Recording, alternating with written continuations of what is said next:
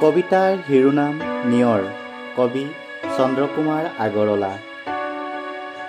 মুকুতা মণিটি পাহিত জিলিকে, ফটিক পানীত ধোৱা, নিশাৰ তৰা এটি সৰিয়ে আছে, সৰগত টোপনি যোৱা। নিজম আকাশৰ নিচুক কথাটি হিয়াত থৈছে সাঁচি। কোন কাহানিৰ সপোন দেখিছে, কোনে হাঁহিছিল নাচি। ফুলনিত কোনে নিশা নাচিছিল, ছিগি ৰৈ গ'ল মণি। ৰঙিলীৰ ভাৱ হাঁহি নাচোনৰ, ৰোলচোন এই কণী। ৰাতিৰ ধেমালি জোনৰ নিপুত হাঁহিৰে হৈছে হানি। পুৱাৰ হেঙুলি বেলিটিলৈ চাই এটুপি চকুৰ পানী।